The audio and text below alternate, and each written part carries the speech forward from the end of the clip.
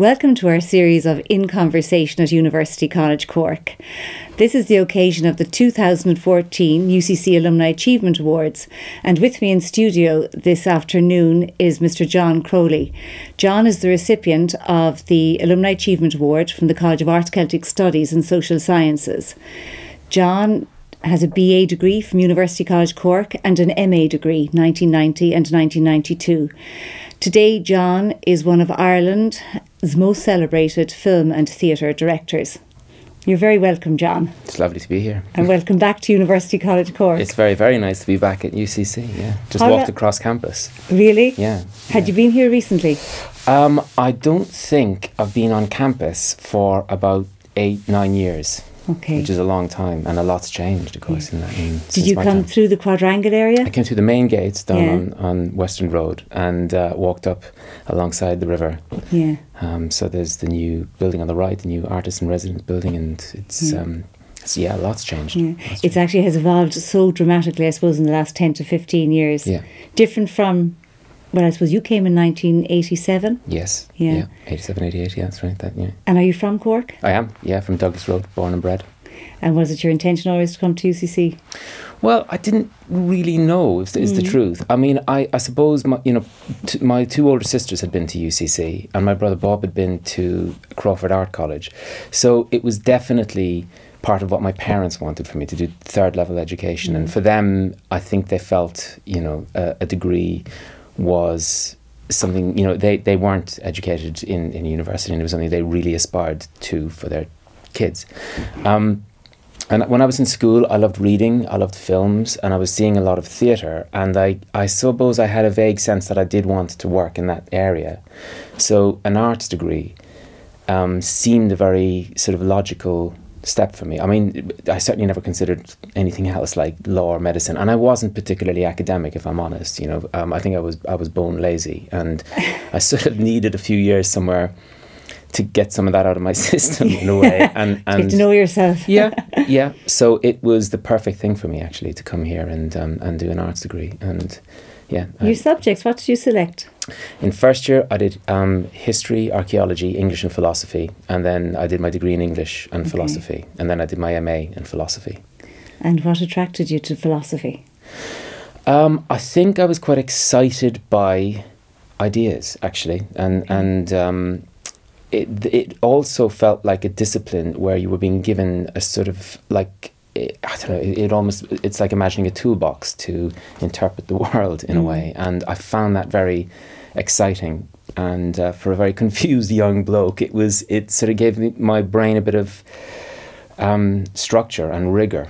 And then when I decided that I wanted to do an MA, I was very clear by that point that I wanted to direct in the theatre. But I wasn't really clear of what the route into it was. I was directing a lot of plays at the Dramat, and they were going very well. So you joined the Dramat? I joined the Dramat in my first week. Oh, yeah. Really? Oh, no, I went straight for it. Yeah, absolutely. Yeah.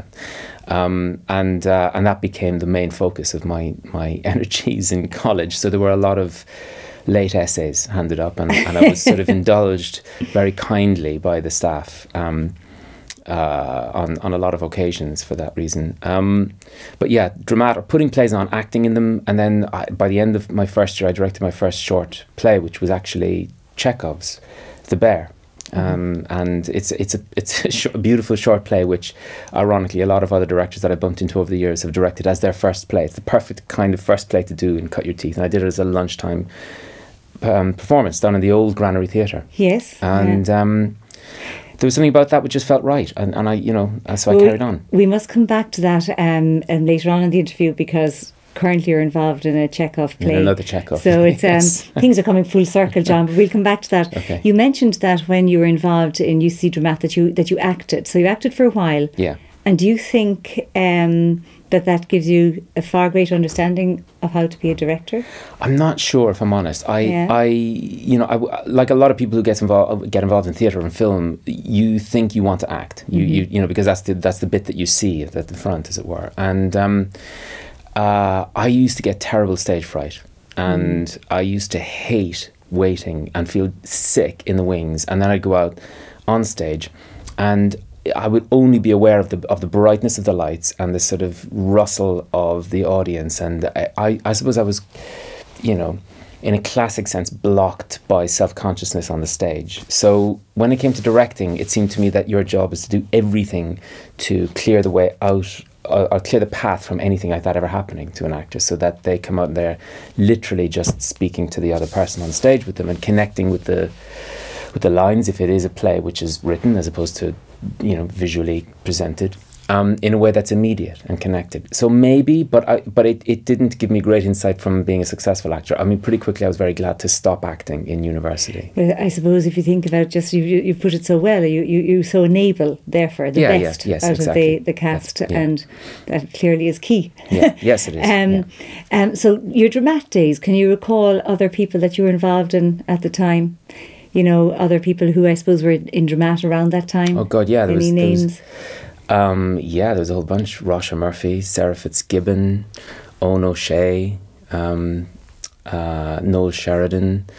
There was so many that have gone on, really. A great bunch. And Cillian Murphy was a couple of years behind me. We never met here. He's I know him very well now. He's seen from time to time in London. But Pat Kiernan was around at the time as well. That's with Curtin Durka, and Conor Lovett was around. So there was a few people who were around Dramat that all went on then to different careers. That's right, and quite a few of them obviously still in the same we call it business now. Were there any particular, I suppose, professors or lecturers or influencers during your days at University College Cork? Well, this is why in the philosophy department there were a number of individuals who were incredibly kind to me, actually, and very helpful. And Dr. Tony O'Connor was one, and Dolores Dooley was another, and Dr. Des Clark was another. So they were very supportive of me doing plays, and it. And when I went, because I did my MA in philosophy, and I approached Tony O'Connor and said, look, I would love to do an MA in philosophy of theatre, but I don't know if such a thing really exists, as it were. And I knew that I wanted to spend a bit more time actually teaching myself theory of the stage. And I was finding the discipline of thinking about theatre quite helpful in terms of what I was actually playing around with in the theatre, as opposed to it just being purely academic. And because I decided I absolutely wanted to work in the theatre, I didn't have any sort of paths that felt sensible to me to actually beginning professionally. So I thought, well, I'll keep directing and teaching myself how to direct in a way, and try and develop the intellectual side of it as well at the same time. So I'll have some sort of intellectual kind of firepower, context and understanding of what I was at by the time I went out into the profession. And Tony O'Connor was great because he sort of helped conceive a way of folding that into a philosophy MA, and helped point me in directions, and actually helped track down thinkers who gave us a sort of platform to look at some of the great theatre thinkers and theatre practitioners like Grotowski or Artaud or Peter Brook from a more specifically philosophical perspective. So that was an incredible thing to be sort of given in a university. It's almost like seeing it through another lens, isn't it? Yeah, absolutely. Yeah. And I still, to this day, love. I mean, when I started making films, it was the same thing. I had never studied film either practically or on a more theoretical basis, but because I'd done a lot of it with theatre, I sort of had a structure and a framework, and it's not as intimidating somehow then. So when you left here, take us through your I suppose your professional. What brings you to this point today now of being a well-renowned and celebrated film and theatre director? When I was still here, one of the plays, I suppose the first play that I directed, which I felt really worked for me on every level, was a play called Alice, or Walking and Falling, and it was a devised play, which is to say that I didn't sit down and write it. Nobody sat down and write it. I worked out with the actors through rehearsals what it was going to be. So, and that was a way of working which I was very interested in. It then went on and was very successful at the Student Drama Festival Awards, and picked up a bunch of awards at it, and got the notice of Melissa Stafford, who was then running Druid Theatre Company in Galway, and he asked me to come and direct a one-act play for Druid and assist on their main stage show for the summer. And that was amazing thing to do, because that was in the middle of my MA. So that's what I spent my last summer doing, which was basically working professionally. And they organised for an Arts Council grant, and all of that structure was there. It's incredible when I look back on it, you know. And he just liked the look of me and the sound of me, as it were. Just like, you know, he didn't see the play, but he read the review in an Irish Times, and suddenly I got a call. And it was in the days when the Irish Times still reviewed student drama, and was, you know, that was very important to me, clearly. So so that was my first taster of a professional rehearsal room, which is very different to a student rehearsal room, because you're working with actors who have been doing it for 40, 50 years. They have an expectation as well. They do, and you know what? If you're not up to it, they'll just get on and do it themselves. They'll look after themselves, because directors come in all shapes and sizes, and most actors are well able to look after themselves if the director's an Egypt. You know? So, and I wasn't an Egypt, but I didn't know much practically either. You know, and you had to do what I did here with my peers. Yes. But it's a different thing when you actually have to give a very experienced 60-year-old actor a note on a particular moment, which is meant to help them do that moment better. And so that was quite humbling, and a very steep learning curve, but a very, very good one. And I came away at the end of that summer, I don't know, I suppose it was qualitatively different. I sort of knew a hell of a lot more about how rehearsal rooms are run. You're dealing with a stage manager. You then, you know, the way the whole performance moves from the rehearsal room onto the stage, and sound and lighting, all of those things were at a very different level, obviously. When I finished my thesis, which was that second year, I then applied for and was given what was called the Mary Robinson Fellowship, which was an internship at the Goodman Theatre in Chicago. And it was the first year that it was in operation. And somebody had pointed it out to me in an ad in an Arts Council sort of circular, and said, "Oh, you know, you should think about this." And it was basically a bursary set up in honour of Mary Robinson, who had recently visited Chicago. And what it was a stipend to fly a young theatre professional, stroke student, post-student, out to Chicago to work as an intern for 4 months at the Goodman, which is one of the biggest theatres in Chicago.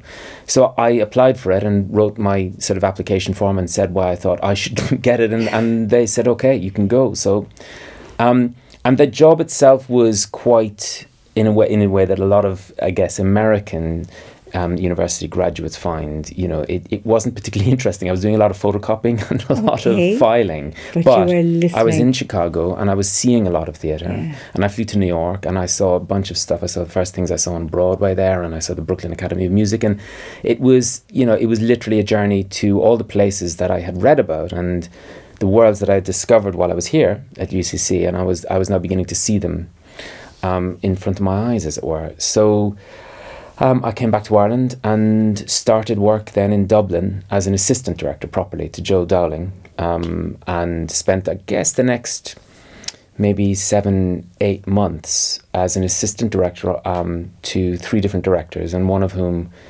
was Carol Rice, who was, of course, he was a very famous English film director, French Lieutenant's Woman, Saturday Night, Sunday Morning. And it was only the 3rd play he'd ever directed. And even though he was around the Royal Court in London when that was at its heyday with Lindsay Anderson and all the Tony Richardson, a bunch of amazing English film directors and theatre directors, and they crossed over. And when I heard that he was coming to do a play at the Gate in Dublin, he was going to direct A Doll's House by Ibsen with Niamh Cusack in it.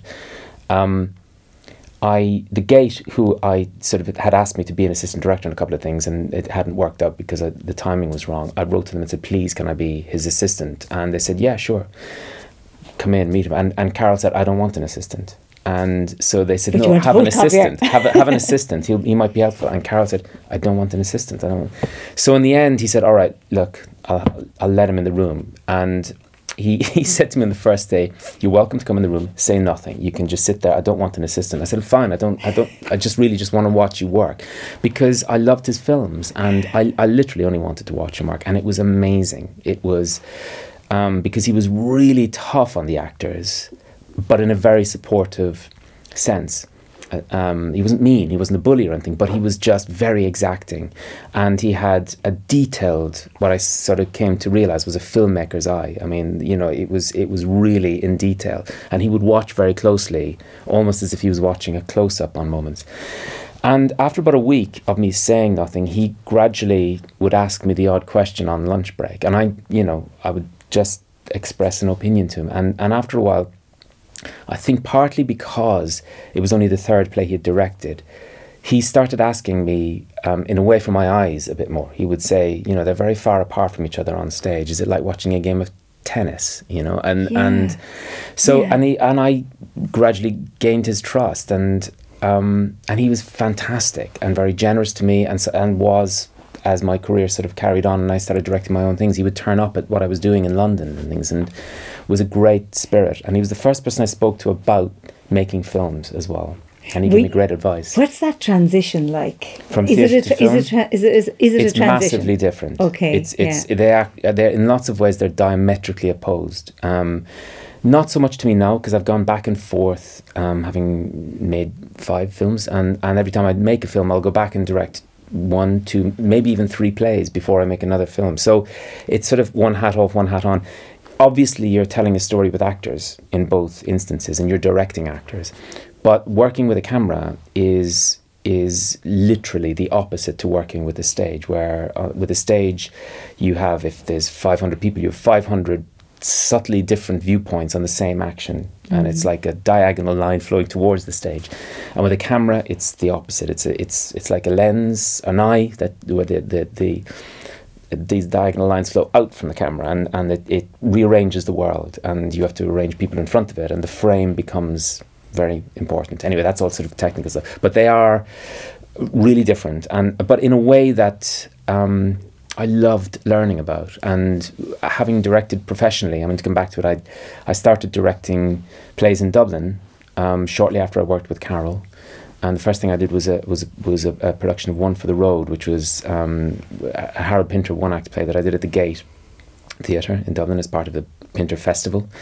And that was a great experience, because, you know, Pinter is a play whose work is so distilled and so minimal, and he's so influenced by Beckett that he is a writer that, I mean, Stephen Ray once said to me that he felt that there were a couple of writers that he had worked on who made him 5 times the actor, and he said Pinter was one and Sam Shepard was another, and I know exactly what he means, because by working on a certain writer's work, it forces you to raise your game, and you just come out the far side of that much more muscular director and a much clearer director. So the doors were sort of opened for me in Dublin very quickly. Is it to do with, just going back to that for a moment, John, has it got to do with the layering? Like, what is it that it's in Pinter's case, it's to do with distillation. It's to do with the fact that you can take a single line and unpack it, as it were, and the meanings that are in it.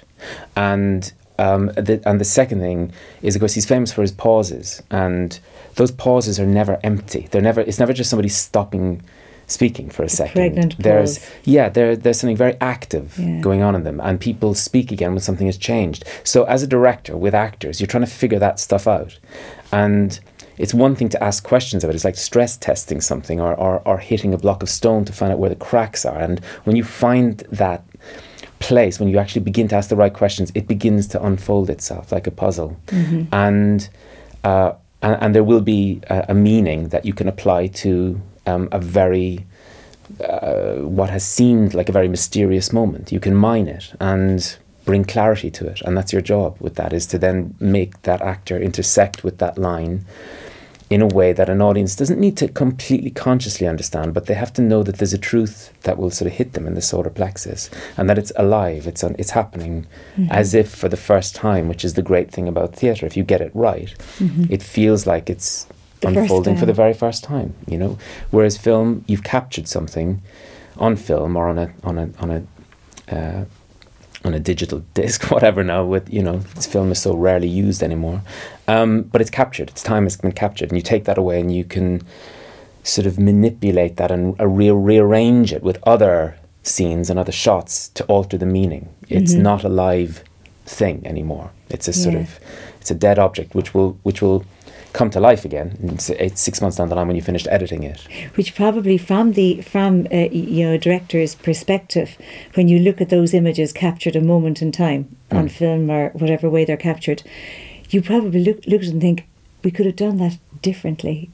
Well, that's on set. That's your job, to spot that and go for a second take, a third take, a fourth take, to go for as many takes until you know you have what you need from the scene. Yeah, that's the art of that. Whereas the theatre, it's different. You know, you have a longer rehearsal period.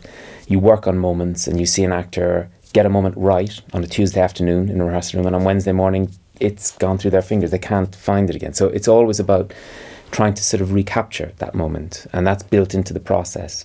Whereas with film, you only have to get it right once, and once there's film in the camera and the cameraman's not drunk, you've got it. You know, I mean, it's so interesting. Which is your, or do you have a preferred? People ask me that a lot, and they often, you know, and I never really know what the answer is. I think the simple truth is, I sort of love whatever I'm working on at the time. So right now, I'm in the depths of a film and loving it. But I've taken a moment out, as you know, for the last 2 weeks. I was casting a play, and going back into that world was fabulous. So I feel incredibly... It's all of you, it's part of it. I love it. They're two very different facets, but I feel very lucky that I'm still sort of indulged enough to go back and forth between the two, because they satisfy very different bits of me, basically. And presumably you continue to grow as a director in both. Totally, yeah, you absolutely do. The film, talk to us about the film. Brooklyn, yeah. Well, it's based on Colm Tóibín's novel, beautiful novel, and it's been adapted by Nick Hornby, and it's one of the most beautiful screenplays I ever read. And also what's unusual, and I think I can say this, I said it to him, so I can say it to you, I'm very surprised that a London playwright or London novelist got Enniscorthy in the 50s as right as he did. And so yeah, we've got Saoirse Ronan and Donald Gleeson, and a wonderful young American actor called Emery Cohen, who's playing her boyfriend in Brooklyn, and then a great cast of wonderful character actors, both in Ireland and in the American part of the story, and we've got wonderful Julie Walters and Jim Broadbent. Who does Julie Walters She play? plays Mrs. Keogh, who's the in charge of the boarding house in Brooklyn. And Jim Broadbent plays Father Flood, who's the priest who helps organise for Ailish to go to Brooklyn. So yeah, we had a great time shooting it. It's been a very special one. And are you near the end of that now? We are. We finished editing it. Okay. So we're now at the process where on Monday morning we record the score for it. So at Abbey Road Studios, which I'm ridiculously overexcited about, in the room that the Beatles were in. So. I think you're in the right spot. Thank you very much. UCC alumnus and all of that. But can you share who's doing the score? Yes, Michael Brook, who's a wonderful Canadian composer who did Into the Wild for Sean Penn and Perks of Being a Wallflower, and also has a great history in the rock and pop music world. And when I approached him about this, I didn't realise that he had produced a handful of my favourite LPs in the past as well when I was here as a student. So it's I think in some sense you could say lots of paths were leading to this very day, because when you reflect back at the influences you had at University College Cork and the journey that you've taken to date. I mean, you're still early career almost. I hope so. I hope so too. I hope so too, and I think so. But you're casting a play, and you mentioned Chekhov, and the first play that you ever directed here when you were a member of UCC Dramat, and now you're back to Chekhov. So tell us about that. Well, next summer I'm going to direct a production of Chekhov's first play, as it were, which was never performed in his lifetime, and wasn't given a title. It was found years later in a suitcase, sort of under his bed, as it were. It was given a working title of Platonov, and it's a big sprawling play. and it performed in its full length. It's sort of probably 4.5, 5 hours long. And it came into the repertoire in certain Russian companies, and there was a production of it in London about 10 years ago. The Almeida did a production that David Hare did a sort of an updated translation. This version that I'm doing is called The Present, and it's been updated to 1997. So Glasnost era, and it's been done by Andrew Upton, who's the artistic director of Sydney Theatre Company, and it's going to star his wife, Kate Blanchett, who's going to play. Yeah. Fantastic. It would be very, very... Have you ever directed her before? I haven't, and it's about the 5th time they've asked me to go and do something there, which is very nice. But it's never been the right time, the right one at the right time. So this is the first time. So I'm very excited about it. I can imagine, and I'd say she's as excited. You know, a lot of people who'd be watching this, John, would be aspiring directors, aspiring actors, aspiring to careers associated with theatre and film. Have you any advice to give, and particularly to the students? Any advice?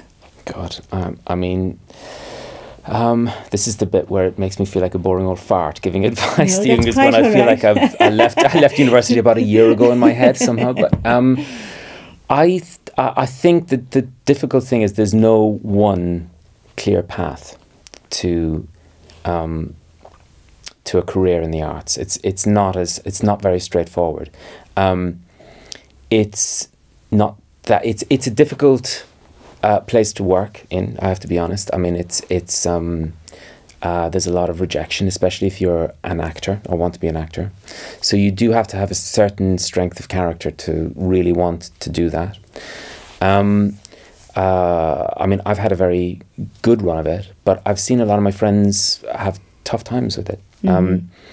But that said, I think the key is finding what it is that genuinely excites you. And being really honest with yourself about that, and because that's your best chance at developing what you've got, whether it's you know, whether you want to call it talent or, you know, skill, because there's a bit of both in it, and certainly with directing there is a lot of skill in it. I mean, you know, with acting, talent can just arrive. You know, you can. Well, you see with child actors, I mean, they can just suddenly do it, and they haven't been taught how to do it. That's rarer in directors, and you tend to have to cut your teeth.